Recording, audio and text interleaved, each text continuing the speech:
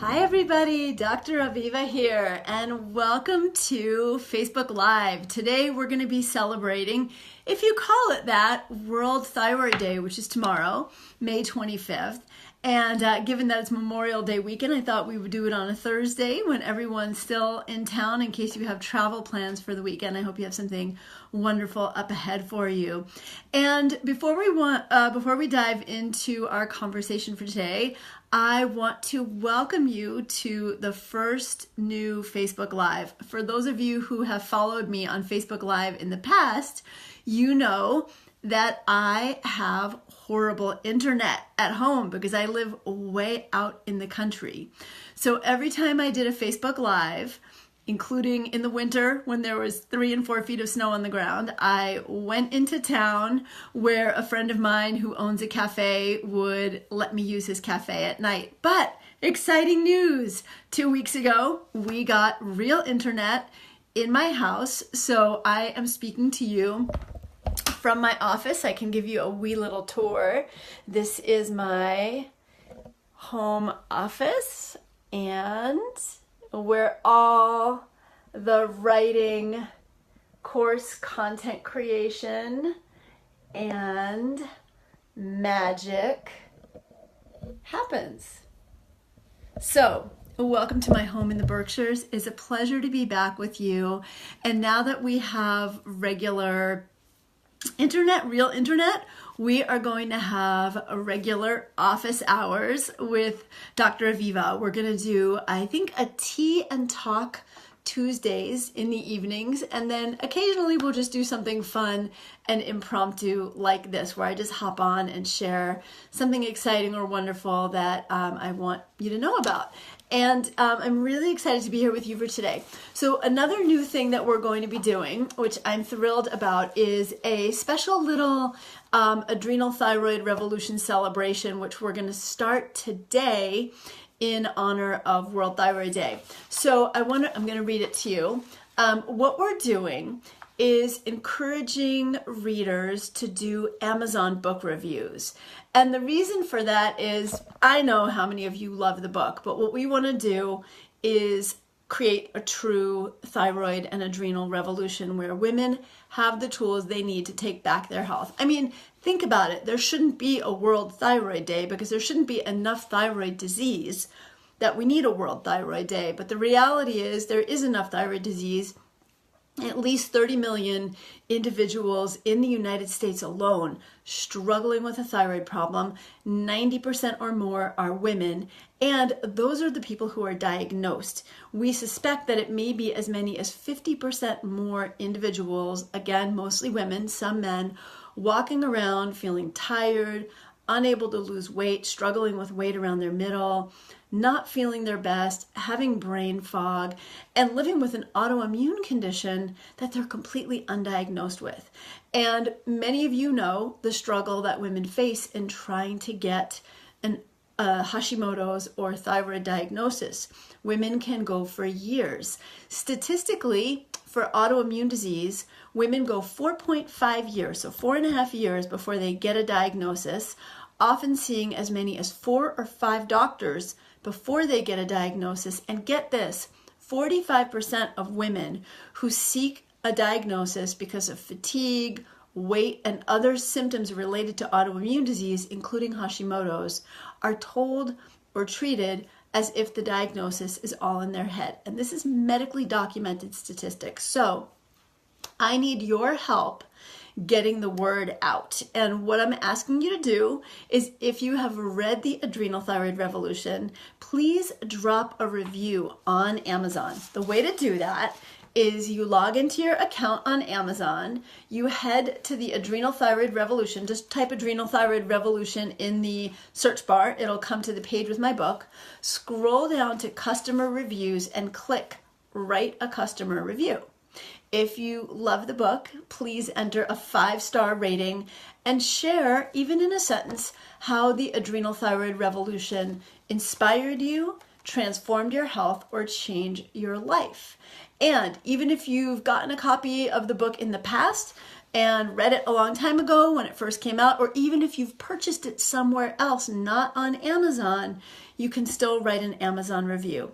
It's as simple as that. And the beauty is the more reviews, and especially the more high 5-star reviews we get, the more women realize how important this book is and can get the help that they need. Now, what I'm going to do today to kick this off is a special contest. First, I actually want to read a review that somebody put on Amazon.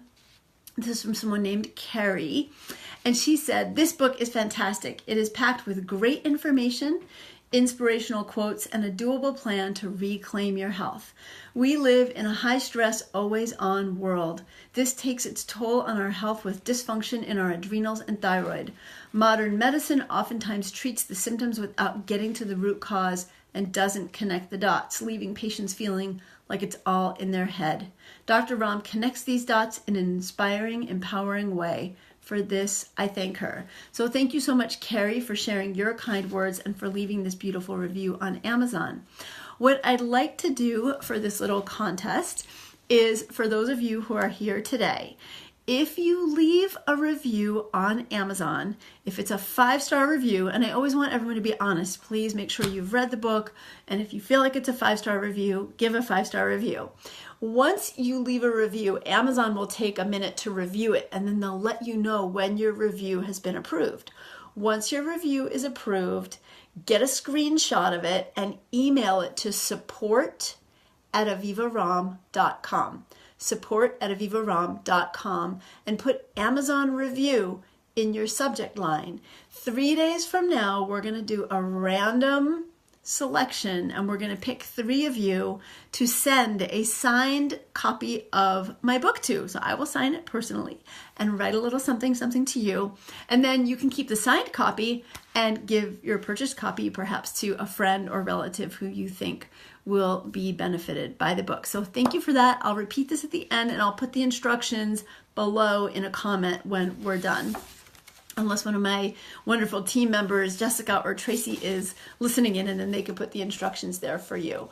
So what I want to do now is shift gears and take your questions. So I've got my computer open so I can read your questions in a little bit bigger print, and I'm going to just click over there to pull your questions up. And you can ask me anything, and I will do my best to answer. I can't give personal medical advice because that wouldn't be the appropriate thing for a doctor to do on the internet, but I can take a lot of questions, and it's just pulling up right now. Hi to everyone who has said hello. And yes, the book is called The Adrenal Thyroid Revolution. And go ahead and start posting your questions. And I will also, if you live, I see somebody wrote from the UK. If you live outside of the US, we can't mail the book to you because it just gets too cost prohibitive to do that. But I have a special gift for those of you who live outside the UK, which is something that you can't get online. It's the 28-day Replenish Journal. And that is a gorgeous companion to the book. So if you already have the book and you've done a review, this journal is content that couldn't make it into the book because my publisher said, Aviva, if you make the book any longer, it will be a doorstop, and we can't sell a doorstop. So I will send you that journal, which is a gorgeous 28-day self-care guide, which I know you're going to love, and it's beautifully produced. So if you're outside the US, you can still join the contest with a book review. And we're going to do regular contests in our Facebook Live. So buckle your seatbelt. We're going on a fun ride together, and we're going to be doing some of those over at Natural MD Radio, my podcast, which we'll be picking up, which was also an obstacle because of lack of internet. And I just at some point gave up on the battle. Yay for my internet server. We are golden in the country. So, okay, I'm going to start taking questions, and I've also got a set of questions here that people have sent me over time if you don't have a lot of questions today and you're just here to hang out and listen. So the first question I saw, which was a really great place to kick us off, is Claire Woods asks, I would love to know more about the process of healing Hashimoto's. Where does one begin? So Claire, it's a perfect question. You think you were paid to be out there, and she wasn't. So thank you for asking that. So the first thing with Hashimoto's is always, of course, getting a proper diagnosis. And the reason I say that is because adrenal problems and thyroid problems are so prevalent, and a lot of those problems present with fatigue, weight challenges, aches and pains, some depression, some anxiety. There are a lot of practitioners out there who are throwing out a diagnosis of Hashimoto's before doing proper testing. So I have had women come into my medical practice who say, Dr. Romm, I've been diagnosed with Hashimoto's, I'm on medication. And I say, well, I'd love to look at your labs and see what your labs show. And let's get a set of comparison labs and see where you're at now that maybe you've been on medication for 6 months. And I get the response from I've had this response several times just in the past year. Well, Dr. Romm, nobody ever did thyroid labs on me. And I'm like, well, how did you get a diagnosis of Hashimoto's? And the response is, well, my MD or a naturopath or a functional medicine doctor said that based on my symptoms, I have Hashimoto's, or somebody felt my thyroid and said I had Hashimoto's, or somebody used a special device, but not an approved medical device, and said I had Hashimoto. So it's really important that a proper diagnosis be gotten so that you know that you do have Hashimoto's. And there are several different types of thyroid condition that you can have. You can have Hashimoto's, which is the autoimmune form of hypothyroidism, or you can have non-autoimmune hypothyroidism. So you don't have an autoimmune disease, which is what Hashimoto's is, but you still have low functioning thyroid. When you have low functioning thyroid, but not an autoimmune disease, often that can be due to stress, infection, something going on in the adrenal stress response system that's putting a lid on your thyroid function. Or it can even be something like a nutritional deficiency, for example, low iodine, low iron, low vitamin D, or a few other nutritional deficiencies that have been found to be associated with hypothyroidism, but aren't necessarily autoimmune or caused by Hashimoto's. If you have Hashimoto's, you'll see that on your labs because your antibodies will be elevated. Now, some women can have elevated antibodies, but not actually have hypothyroidism yet. So that's also something important that you want to look at. So the first thing to do is get a proper set of labs. Now, in my book, which I have here, of course, because I'm in my home office, The Adrenal Thyroid Revolution, there is a full chapter with information on what labs you need to get and how to interpret those labs. Now, there's also a table that you can use. And if you get the book, you'll see over on my website, there's also a support section where you can print this out so you don't have to take the book to the lab or to the doctor's office with you, so that you can have a printout of what labs you need. Also, over on my website, you don't even have to purchase anything. If you go to my website, there is a free ebook over at avivaromm.com. It's called Thyroid Insights. Totally free, no obligation. You're not going to start getting a series of sales emails from me. You'll just get my regular newsletter. You can always opt out, but get the free ebook called Thyroid Insights. And in that, there's also an explanation of what thyroid labs you need and what the interpretation is. Now, the interpretation is really important because in the US right now, we have two completely different sets of ways of interpreting thyroid labs. One set is what most conventional doctors are using. Another set is equally recognized by endocrine societies, but most MDs don't know to use it. The set that most MDs are using is going to underdiagnose and miss the diagnosis of a lot of people struggling with hypothyroidism and Hashimoto's. This other set of labs, which I give you the interpretation and range for in my book, in my Thyroid Insights ebook, and also on blogs. If you just go to my website, there's blogs on what you need to know about your thyroid labs. You can just print those out. You want to go with that more expanded range, especially if you're having symptoms and you've been to a doctor who says, nope, your thyroid labs are fine, and you know that something's not right. Now, not every symptom of fatigue or weight gain or depression or brain fog is your thyroid. And that's important too. That's another reason it's important to have a proper diagnosis. Because I had a patient just last year, for example. She was put on thyroid medication. She didn't have a thyroid problem. And for years, her doctor had been missing the fact that she was severely anemic. She had really low iron. And so once we got her iron situation sorted out with proper supplements and proper diet, guess what? Her energy came back. We didn't have to treat her for thyroid problems. It was just a misdiagnosis because somebody was overzealously assuming her labs were her situation was thyroid, but her thyroid labs were normal. So you want to be really careful. Once you do have a proper diagnosis, if you have Hashimoto's or hypothyroidism, you want to figure out what your root causes are. Now, sometimes the most beneficial thing you can do for yourself if you truly have Hashimoto's or hypothyroidism and you're really, really exhausted is actually to start taking thyroid hormone medication. Now, if you've followed me at all, you know that I am a maverick, radical, home birth midwife herbalist, and I did that for 25 years before I ever became a doctor. I can probably count on one or two hands the number of times in the past year I've started a pharmaceutical in my medical practice other than thyroid medication. It hardly ever happens because I'm really about getting people off of unnecessary medications. But when it comes to thyroid hormone, if your body's not producing it, you can feel really, really awful without it.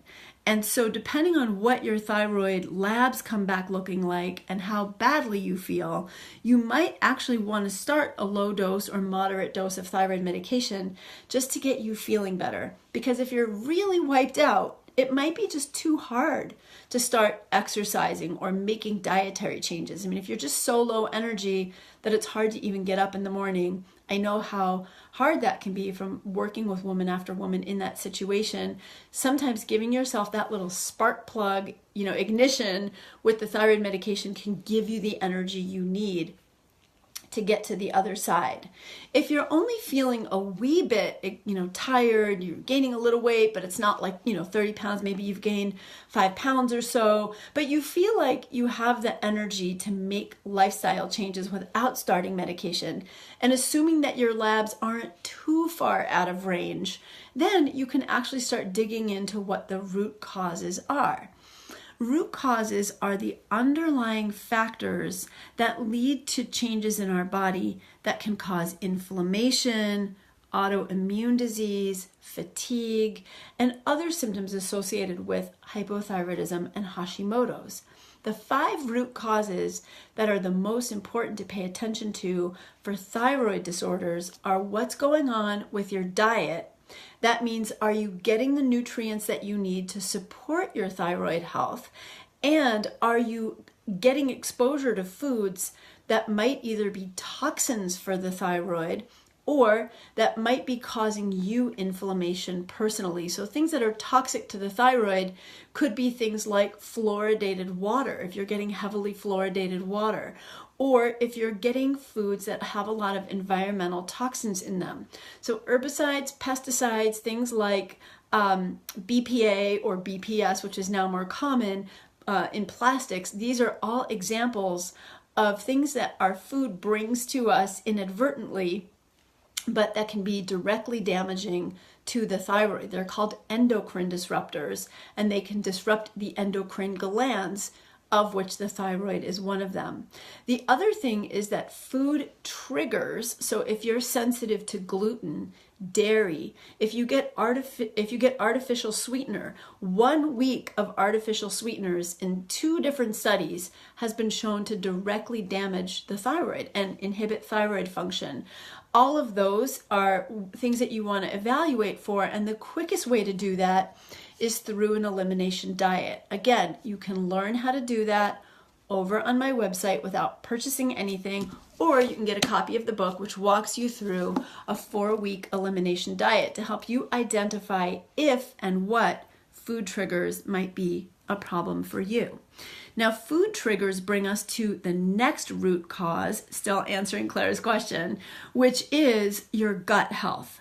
We know that changes in the microbiome, we know that leaky gut, which can be caused by food triggers, antibiotic overuse, other medications like ibuprofen, and by microbiome changes in and of itself, can all cause chronic inflammation. Something called endotoxemia, for example, is one of the changes, and also other immune changes that happen due to leaky gut that can indirectly but also directly attack and affect thyroid health. So really important to address the health of your gut. Again, you can learn how to do that on my website, or you get the whole compact program in the Adrenal Thyroid Revolution, which walks you through gut health as well. The next thing we want to be mindful of is stress and what's happening in the adrenal stress response system. So the adrenal stress response system, sometimes we call that the fight or flight system, is monitoring whether your environment is safe. And it's doing that through connections in your brain that go all the way through to your adrenal glands, which sit on top of your kidneys. They're two tiny little glands that sit on top of your kidneys. When your body registers that you have low energy, or that there's chronic stress or chronic sense of threat in your life, and that can be bills that have to be paid, a job that's stressful for you, relationships that you're in that are stressful for you, or just the reality of taking care of little kids, taking care of older adults in our life, and maintaining a 24/7 lifestyle that our culture demands. What happens is we're pumping out a chemical. It's actually a hormone called cortisol. Cortisol acts at 3 different pathways of the thyroid to shut down or slow down thyroid function. Now, why would your body do this? Well, think of it this way.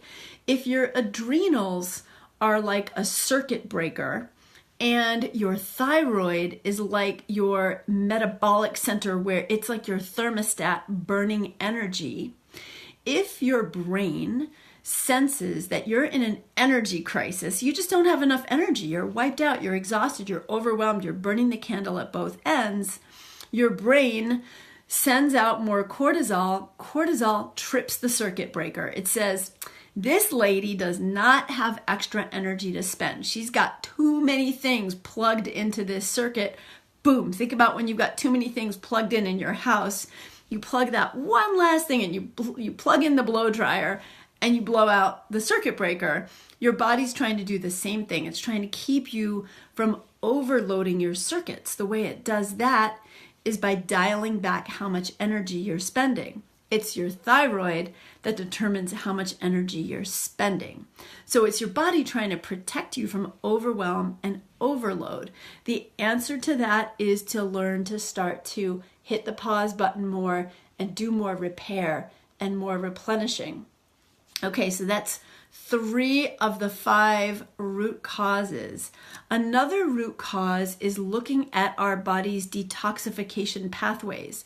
I mentioned that things like environmental toxins like herbicides and pesticides can have an impact on your thyroid directly.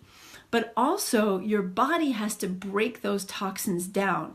It does that through its detoxification and elimination systems, both in your liver and also in your digestive system. And when those pathways aren't working correctly, you end up with more toxins in your body that can affect your thyroid. Additionally, we have thyroid hormone that's produced in our thyroid called T4. That has to get broken down into an active form called T3. Guess where that happens? Largely in your liver.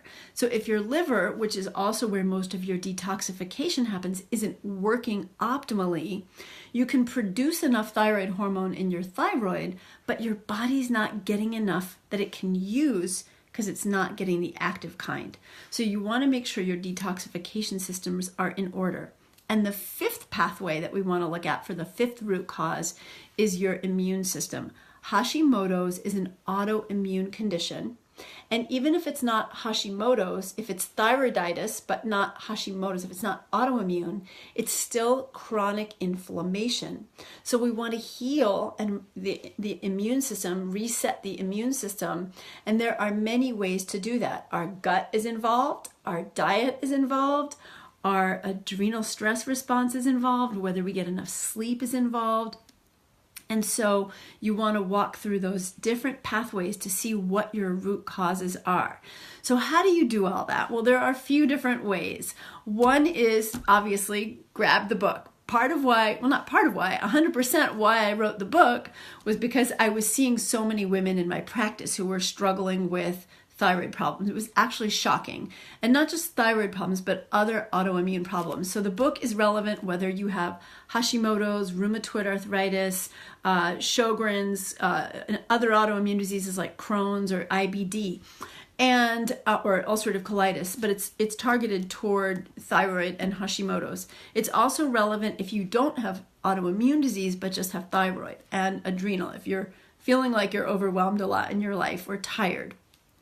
So you can walk through the 5 pathways and look at it. You can also just do the questionnaires, and I'll post for you in a comment when we're off the Facebook Live together. I'll post a link to a page on my website. It's sort of a secret page where you get the code when you buy the book, but I'll give it to you ahead of time. And when you go there, you can get my root cause questionnaire. The root cause questionnaire will help you walk through which areas are most likely to be the big underlying causes for you. Now, most women who have Hashimoto's or hypothyroidism, who have enough of elevated labs and enough symptoms to warrant taking medication, will actually feel a lot better just by taking thyroid hormone replacement. So something like Synthroid or Armour or Nature Thyroid or WP Thyroid. Any of those can be beneficial, and you can feel a lot better. So you don't have to walk through all the root causes. You can just take the thyroid hormone supplement. But here's the thing. It doesn't address why you got to the thyroid problem in the first place. And so whatever was causing the thyroid problem could cause problems in another system. Women who have one autoimmune disease have a much more greater likelihood of developing another autoimmune disease. So I want to make sure that even if you're feeling better on thyroid hormone replacement, that you go ahead and do a root cause approach. Now, not everyone who comes up with Hashimoto's or thyroid problems needs thyroid medication. So I have had many patients in my practice who were just on that cusp, who started a protocol, their antibodies came back to normal, and they never needed thyroid medication. One example is a woman who came to me. She was a tall, slim woman, but she had a belly that looked like she was 7 months pregnant. In fact, when she first wrote to me to become a patient, I thought it couldn't be so, that she's so tall and slim and has this pregnant-looking belly half the time or more than half the time. But she sent me pictures, and sure enough, when she came into my office, it was true. She really looked 5 to 7 months pregnant at any given time. And it turned out that she had been diagnosed with Hashimoto's, hadn't started medication yet, but still had this bloated belly, and that Hashimoto's didn't fully explain that. So guess what? I checked her for celiac disease, and she had celiac, true celiac, not just gluten intolerance. Celiac is also an autoimmune disease. For 3 months, we treated the celiac disease. Her thyroid completely normalized. She never needed thyroid medication, and her diagnosis of Hashimoto's actually went away. It was essentially a symptom of the celiac. So that's what you do. Once you do get on a root cause protocol, you can see how you feel and work with your primary care provider to monitor your thyroid labs. If your thyroid labs are improving and you're feeling better, then you've got your treatment right there. If you're not feeling well enough, you can start thyroid medication and continue to monitor, or you can maybe the protocol you're on isn't quite the right one for you and you need to take a different approach. So maybe you've been working on your gut, but really your adrenals need more attention. And that's the time to definitely think about working with a really great integrative or functional medicine provider.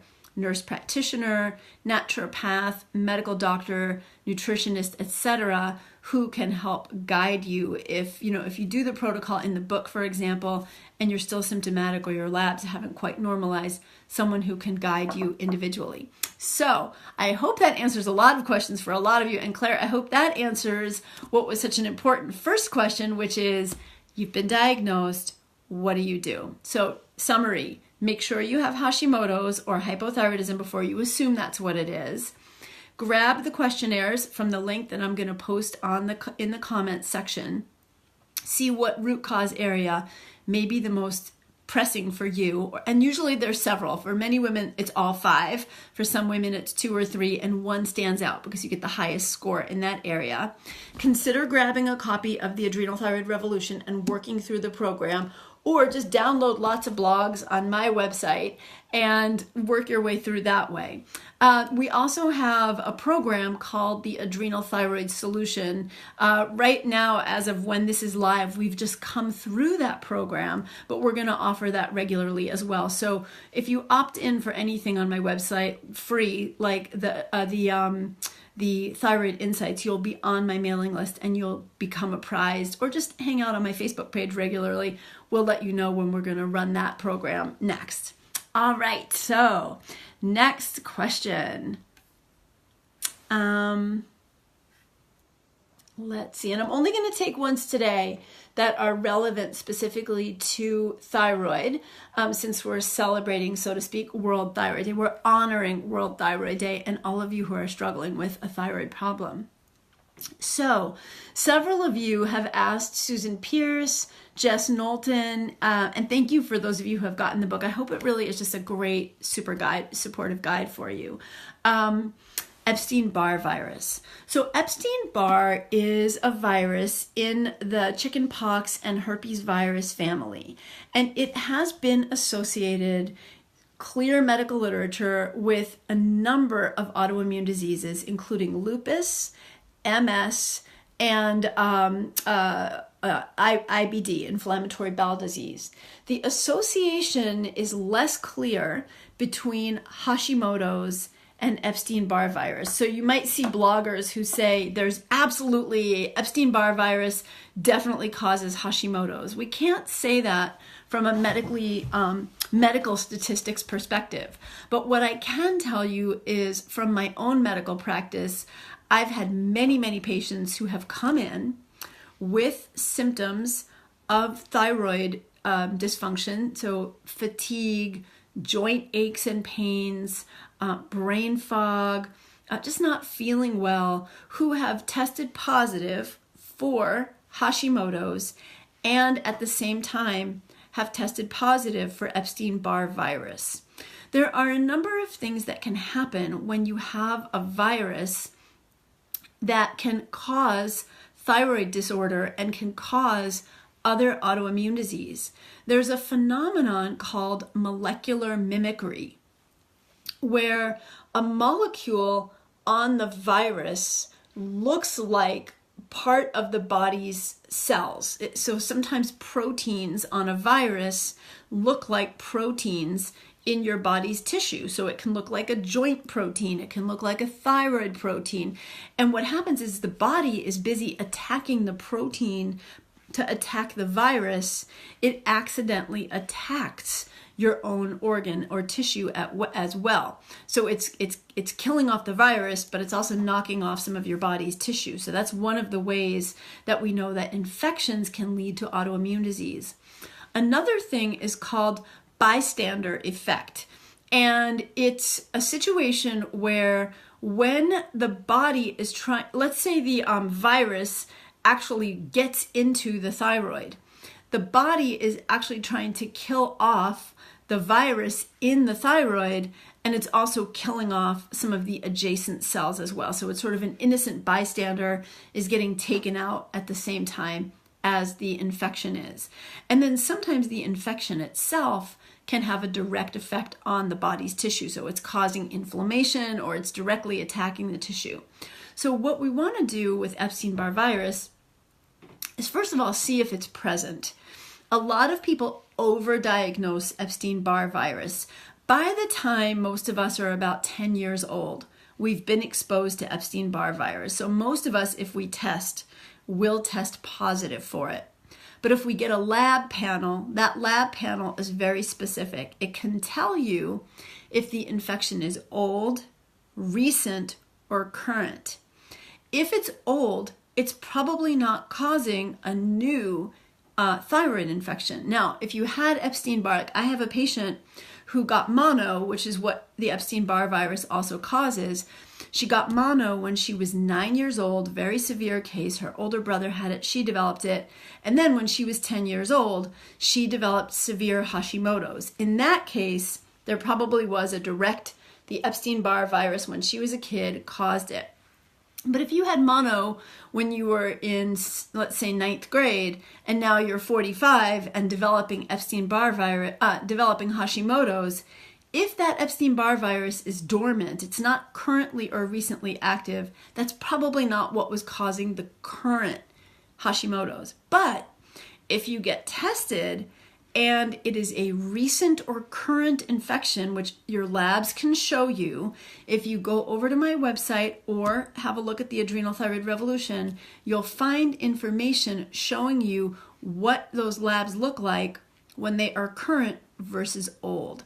Then, in fact, the EBV might be causing the thyroid problem, or it's that you were run down enough, you were exhausted or stressed or burning it on empty for too long, and you got both Epstein-Barr virus and Hashimoto's, because we know things like EBV and herpes virus and shingles, all in the same virus family, tend to crop up when we're under stress. So dormant viral infections can get reactivated when we're under stress. That dormant virus, if it's reactivated, can cause Hashimoto's, or they could both have just happened at the same time because your immune system was down, because you were wiped out. So if you have EBV and you have Hashimoto's, or even if you don't have Hashimoto's and you just have EBV, you want to focus on two really important things. One, resetting your stress response and allowing your body to heal. And you can do that by following the protocols in my EBV blog or in the book. And that includes adaptogens and mind-body practices that really give you a shift in how you're living your life. We want to settle down your nervous system. So that might mean little changes like adding in 5 or 10 minutes of meditation each morning and maybe a hot shower or hot bath and an evening wind down. Or it might mean you have to make bigger changes, right? If you're traveling 3 times a week for work, if you're staying up till 1 o'clock in the morning, finishing projects every day, not taking time to heal and take care of yourself, that might be a bigger life change that you need to think about. The other thing is for healing your adrenal stress response is using a category of herbs called adaptogens. Now, I've done Facebook Lives in the past on adaptogens, but if you're interested in me doing one, give me a thumbs up and I'll do another one because it's been about a year since I've done one. I've also got lots of blogs over on my website on adaptogens and an ebook that's coming up really soon. It's almost done, so that'll be available for free on my website in the next couple of months at the most. So you can learn about adaptogens over there, but they're a great way to help reset. And it looks like we've got a lot of thumbs up, so we'll do an adaptogens Facebook Live. So that's 2 of the things for Epstein-Barr virus, right? That's taking care of your nervous system by resetting your stress and thinking about your lifestyle and using adaptogens.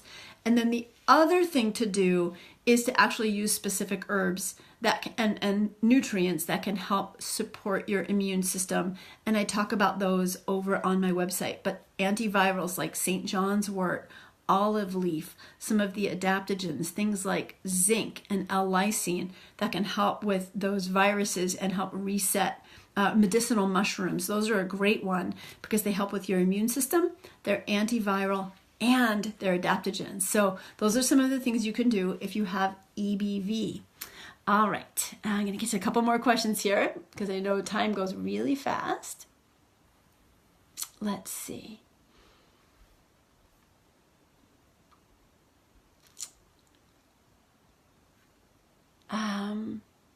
Okay. Jerry Ann Carrillo says, I am on Armour Thyroid and have been for years. I am in the midst of doing neural retraining to reset my sympathetic nervous system. Following this retraining, it's been said that my thyroid may likely reset. Will I be able to feel this? Is there something I can look for symptom-wise that might cue me in and that it's time to reevaluate my use of armor? Thank you. You're welcome. And hey, Jerry Ann, it's good to see you here over on Facebook Live. So this brings up some really important questions. And one question is, once you're on thyroid medication, can you heal your thyroid completely and come off of thyroid medication? And the answer to that is a little bit complex. It depends on why you went on thyroid medication. So for example, let's say my patient who I talked about earlier who had celiac had gone on thyroid medication. Once we treated her celiac, we might have discovered that she really didn't need the thyroid medication because her thyroid normalized. And so she didn't have Hashimoto's that we know of for a very long time. There was probably not a lot of thyroid damage, and she was able to come off of it. On the other hand, Isabella Wentz is a great example. Isabella is a colleague of mine. She is the thyroid pharmacist. Many of you may know her work. Isabella does great work to help people heal their thyroid, but Isabella herself has shared with me on my Natural MD Radio podcast, so she shared with my audience, so it's not secret information, that she herself is lifelong dependent on thyroid medication. She can't come off of thyroid medication. The likely reason is that she grew up in Eastern Europe and was exposed to Chernobyl fallout. I actually have 3 patients in my practice who were in Eastern Europe during the time of Chernobyl. 2 of them developed Hashimoto's, 1 of them developed Graves' syndrome, and 1 of them, her entire family, her 2 sisters, her mom, and her dad have thyroid problems. They grew up in Eastern Europe. So in that case, or like my patient who developed Epstein-Barr when she had mono when she was 8 years old, developed Hashimoto's very severely when she was 9, but didn't come to me until she was 18 years old. In those kind of cases, sometimes there's already been such substantial thyroid damage that it's not possible to come off of thyroid medication. You can still address the root causes, and sometimes you can lower your dose. But several of my colleagues and I have talked about this, and in our experience, about 80% of women who have been on thyroid medication for at least 3 to 5 years will probably indefinitely need to stay on thyroid medication. Many can lower their thyroid dose and feel a lot better. And especially if there were other things going on that were contributing to the symptoms. So for example, if they had adrenal issues and they were really tired, or if they had iron deficiency anemia and they were really tired, and you heal those things, sometimes some of the fatigue that was attributed to Hashimoto's wasn't as much the Hashimoto's as it was other things. So you heal those other things and you're like, wow, I actually feel pretty good. I can go down by 25 or 50% or even more of a thyroid medication dose. And I've seen that a lot in my practice. So I don't want to make any promises in any way that anyone can come off of thyroid medication. What I can say is, 1, you can feel like yourself again. 2, many people can come off of thyroid medication. 3, many people will never need to go on it if they catch it early and do the things, for example, in the book. 4, many people can adjust their medication doses so that they're living a completely wonderful, normal life, even if they do have Hashimoto's or hypothyroidism. So you still always want to address the root causes. Now, if the problem was adrenal dysfunction, let's say you've been really just burning on empty and you're exhausted, and cortisol was putting a kibosh on your thyroid, remember it was hitting that circuit breaker. Sometimes once that cortisol goes down and your adrenal function normalizes, yes, you can not need to go on thyroid medication. You can lower your dose or you can come off of it. But we never know which woman or which person that's going to be until we're kind of in the stew together, doing the work together, or you're using, the book and doing the work on your own. The ways to know are, one, you feel tremendously better, and that allows you to modulate your thyroid medication. And two, you want to see corresponding improvements in your thyroid labs, because even thyroid labs that are just a little bit over the functional upper limit, and certainly over the conventional upper limit, can really make you feel pretty horrible. You can feel brain fog. You can have poor ability to think clearly and make decisions. You can feel anxious and depressed. You can feel cold all the time, tired all the time. For women, we can have hormonal imbalances, infertility or subfertility, miscarriages, breast milk production problems after new baby, postpartum depression. I mean, the list is pretty intense of what your thyroid symptoms can be. If you're here and you're wondering if you have a thyroid problem but you're not sure, the first thing you can do is go over to my website, just do a search for Hashimoto's. You'll pull up a blog on Hashimoto's symptoms and go through the checklist. If you think you meet the criteria, if you're checking off several symptoms, then go to a provider who can run labs for you. Get a TSH, free T3, free T4, and thyroid antibodies. Those are all over on my website, in my articles, and in my book, and in the free ebook. So easy information to find. So Jerry Ann, to answer your question, it is possible that you can reset your nervous system enough that if that is what's putting the hit on your thyroid and saying, it's got this glass ceiling, your energy can't go higher than that, yes, that can be reversed. And then you have to figure out, well, was that the only thing influencing your thyroid? There's not really a clear way to know how much thyroid damage you actually have. I mean, you can do ultrasounds and radio opaque dye testing and things like that. I really don't recommend that. It's invasive and unnecessary for most women. You can watch antibodies go down, and you can look for normalization of your TSH, your free T3, and your free T4. That, combined with feeling better, tells you that you have reset your thyroid. In that case, you want to slowly work with your provider to cut back on your medication. You want to do a taper, and then every time you do a taper, I usually do about 20 to 25% medication at a time, and then I wait about 4 to 6 weeks, see how someone's feeling. It takes about that long for thyroid labs to reset, and then check the labs, because you don't want to go all off the medication and go from feeling great to back to zero of feeling terrible. If you do it incrementally, you can start to see, oh wow, it's 6 weeks, my thyroid labs look great. I can go down to the next lowest dose until you find either the lowest dose that you're really comfortable and feeling great at, or you're able to come off it. But I really do encourage not doing that on your own. The stakes are high if your thyroid isn't properly cared for and treated, and you can have all kinds of health problems as a result. So, when it comes to thyroid medication, thyroid hormone replacement, it's not like a medication that's doing something to your body that's foreign to your body. It's literally just giving your body what it needs that it's unable to produce. So it's like if you weren't able to produce your own vitamin D through sunlight because you have a receptor problem or you're not able to convert it, you would take vitamin D. Vitamin D is actually a hormone. It is not a vitamin. It's a hormone. So think about hormone replacement therapy a bit like vitamin D. And I want you to really, really internalize that it's not failure to be on a thyroid medication. It can be really game-changing.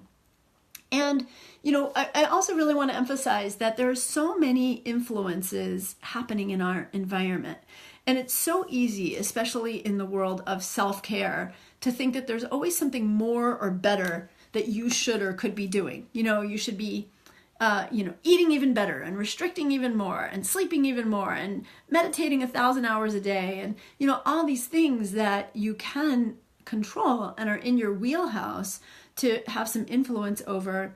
But there are tons of things going on in our environment. I mean, honestly, the amount of daily things that we're facing, school shootings, people running into people with their car on street corners, police brutality, costs of living, just the cost of being sick and having to, have health insurance and figure out your deductibles every time you go to the doctor or get a lab. And then you compound that with environmental stressors that we're all experiencing. There are 80,000 environmental toxins that are 80,000 chemicals that are circulating in our environment.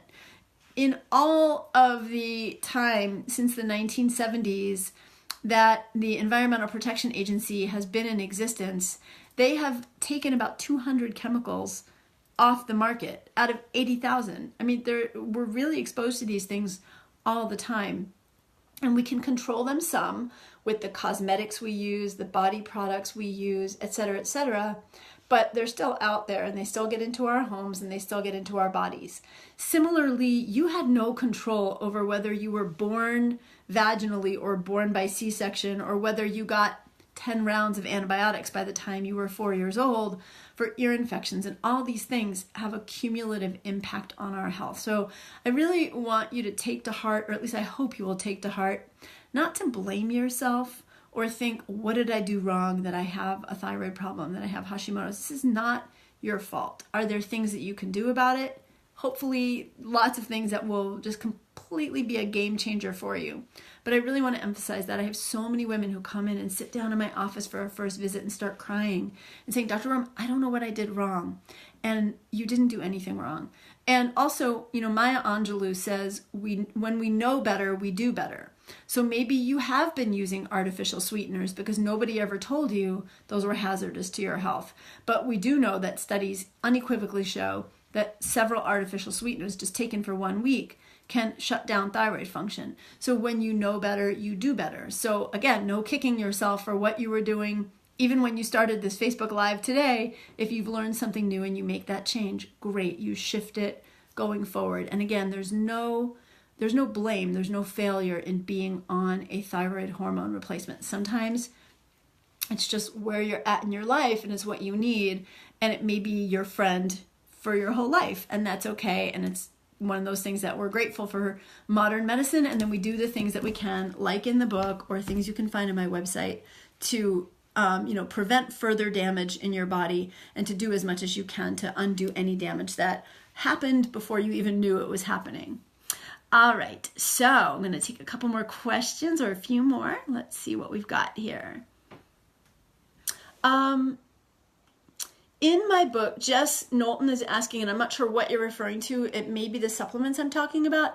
Jess, in my book, and pretty much always on my website, there may be a time here or there that I forget, but the midwife and mom in me is always mindful that pregnant mamas and nursing mamas are going to be asking the question, is this safe while I'm pregnant or breastfeeding? So in the book, there's a little symbol next to all the supplements, nutrients, and changes as to whether they are safe for pregnancy and or safe for breastfeeding. And sometimes things are not safe in pregnancy, but they are safe in breastfeeding. So that is noted in the book throughout.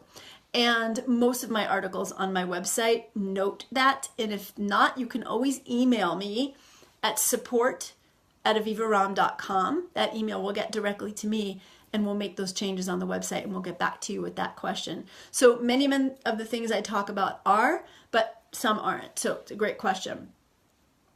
All right, let's see. Yeah, Susan Pierce says, throttle is stuck wide open. Totally been there, done that. And, I haven't had to learn the hard way through a major medical diagnosis, but wow, the difference between when we decide that we are worth it and that we are not going to sacrifice our lives on the altar of society, and that we're going to take care of ourselves. When we do decide, yes, putting on my oxygen mask first does make a difference, it can be a real game changer for our whole lives. And I think that a lot of us feel like if we don't ever stop, or that I should say, if we do stop, everything's going to fall apart. And there are times in our life when things are hectic and chaotic and crazy and busy. But I want us to think about ourselves like a piece of elastic in a way, right? A piece of elastic has resilience. You can stretch it out and let it go, stretch it out and let it go. And you can pretty much do that forever. It's gonna keep having resilience. It's gonna keep rebounding. But if you stretch out a piece of elastic and you hold it forever, right? If you stretch it beyond its capacity or you stretch it too far and leave it stretched that way, it does lose its resilience. Now, fortunately, we are human beings and we're not elastic. So most of the time we can rebuild our resiliency. But think about that stretch and release as a way of life. So we stretch, we push, we get busy, but that always has to be counterbalanced by some time for release. What I would encourage each of us to think about doing is starting our day with a few minutes of being in release. So instead of jumping out of bed, frantic and hectic and like, I gotta do this, realize that you can actually start your day with a few deep breaths. Realize that you can actually hit pause for 15 minutes 2 or 3 times a day. Think about that. 10 o'clock in the morning, I'm just gonna hit pause for 10 or 15 minutes. 1 or 2 o'clock in the afternoon, or 3 to 4 in the afternoon, right? Like that's the witching hour for wanting sugar or caffeine or chocolate. But instead of doing that, take a walk for 15 minutes, get some sunshine, go to the bathroom and have some tea and, not in the bathroom, obviously, go to the bathroom, take a bio break, because too often women are putting their bodily needs aside. Go make some tea, sit back at your desk, whatever you need to do to give yourself a little reset. And then when you get home from work at the end of the day, or if you work from home, instead of charging, in from work, helping the kids with their homework, making dinner, have a few minutes to take a walk, decompress. Studies have shown that women, there was a really good study done looking at nurses who have highly stressful nursing jobs. And the women who got home from work and did a 15-minute reset, and I recommend like putting on loud music and dancing, getting out for a walk, taking a hot shower with some nice essential oils in the shower, pampering yourself, or just doing something fun. Those women actually had healthier evening cortisol levels, weighed 5 pounds less on average, and we know that women who have that healthier cortisol have lower risk of diabetes, lower risk of high cholesterol, lower risk of dementia, lower risk of breast cancer, and overall healthier weight. So there's a lot of benefit to just giving yourself these little mini resets throughout the day. And then think about making sure that at least one morning or one evening a week or one day, you're giving yourself a bigger reset. You're saying, all right, it's Saturday morning. I'm going to give myself 2 or 3 hours to go to the farmer's market and take a walk, or get a massage, or take a hot shower and read a book. Something that gives you a bigger reset each week. And the thing is, every study that looks at productivity, if you're worried about relaxing more, every study shows that when we take time to take care of ourselves, not only can we reset and recover from chronic illnesses, we live longer, we have not just more years in our life, but more life in our years, as my colleague David Katz likes to say. And we feel better, and our productivity goes up. We make fewer mistakes at work, we like our work better, and we get more done in less time. So it's pretty incredible. So ladies, I'm going to look for one more. I'm going to do like a little roulette here. I'm going to do one more question wherever my computer lands. And let's see. All right, so this is Amy Michelle Lester. Says, I've been diagnosed with beginning stages of Hashimoto's. Could this be why I haven't been able to produce enough breast milk despite doing everything I can? Yes. So, Amy, first of all, I'm sorry that you went through that, because, as a midwife and an MD who does obstetrics also, I know how, and I know as a mom, that would have been incredibly challenging for me. You want to feed your baby optimally and you're set on breastfeeding, and then you're struggling to produce milk and going nuts trying to do everything, right? Like fenugreek tea, mother's milk, breast milk cookies, pumping, everything, and you're not getting there. And it's really painful emotionally. So I want to honor, anyone who has been through any miscarriage history, challenges facing miscarriage. It's so acknowledged. Fertility challenges, postpartum depression, prenatal depression, and difficulty producing breast milk.